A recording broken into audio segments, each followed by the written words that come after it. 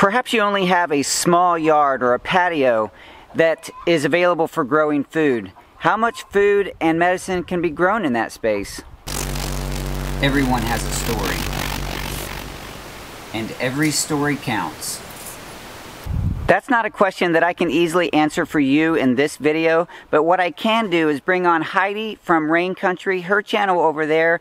She shows how she has turned her small space, her suburban backyard, into a food and medicine producing paradise.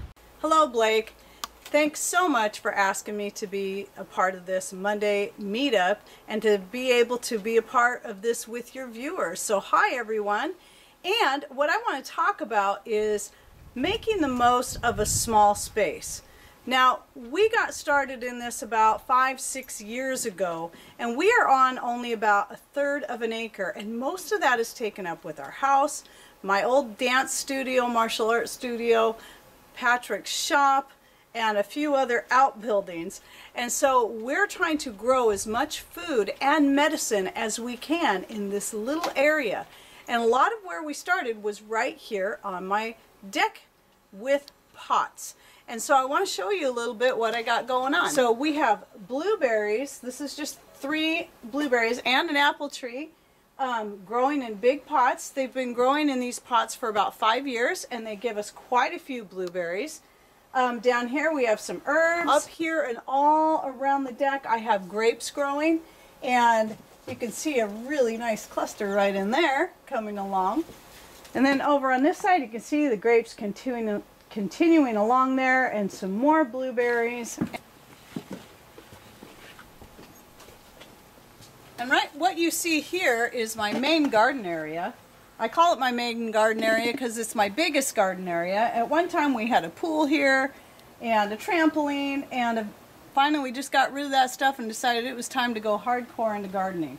And I have mostly on this end closest to me are my medicinal herbs. I've got marshmallow, I've got yarrow, I've got echinacea, more beans right here, some more beans on the other side, beans and peas way over on the opposite side of the garden, and all in the middle is just pretty much everything else. I don't have one specific gardening style. What I do to make the most of my small space is to find what works best for me and for us in our climate, in our small area. And sometimes I find that even the things you think won't work, work great. Such as I have a pot that has onions and beans growing side by side, and they're both happy. So I don't always do things by the book, though it's always good to educate yourself. Sometimes the best way to know what's going to work best for you is to just experiment. There's my grapevines all over the deck from this side, and they're taking over.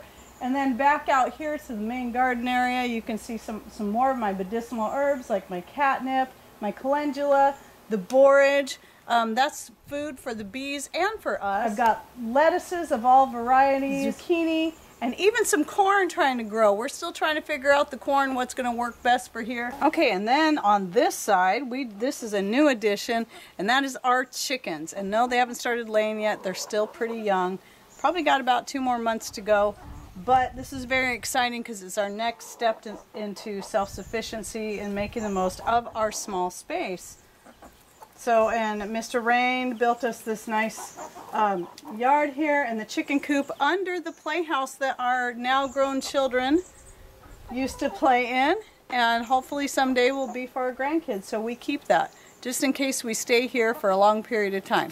We are looking for bigger property, but we may stay here for the rest of our lives, and either way, in the meantime, we want to make the most of what we have. I grow a lot of herbs as our own medicine because we don't take any pharmaceuticals, even though we used to be on all kinds of, we were on prescription thyroid medication, and we were taking over-the-counter medications for allergies and colds and flus. We don't do that anymore. Not even pain medicines, because I grow all that myself, such as my feverfew and my catnip, and then we've got the echinacea, and I have elderberry plants, and these plants all benefit each other by growing side by side. So I've got zucchini here, I've got zucchini over there, and that's just some of how we're making it work.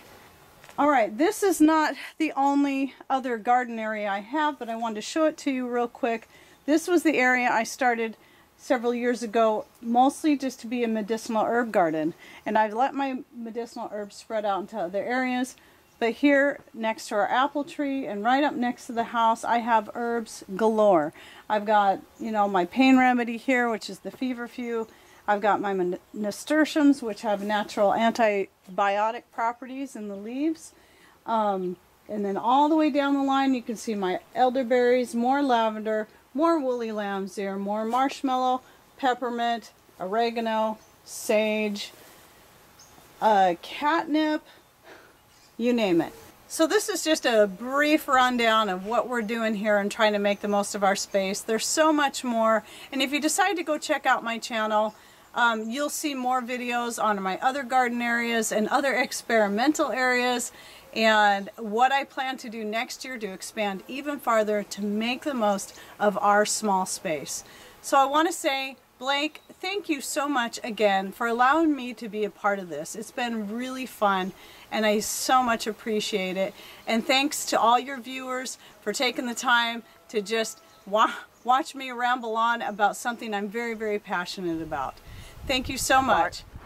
Thank you so much, Heidi, for showing us that space. Your backyard is amazing. I would love to see that many herbs and flowers and food growing here on the Daddykirbs Farm. Perhaps someday, as long as I stay in this community and continue to learn and continue to get encouragement from people like you, I can do that here too. I would love to encourage you to head over to Heidi's channel, Rain Country, and give her some thumbs up across multiple videos on her channel.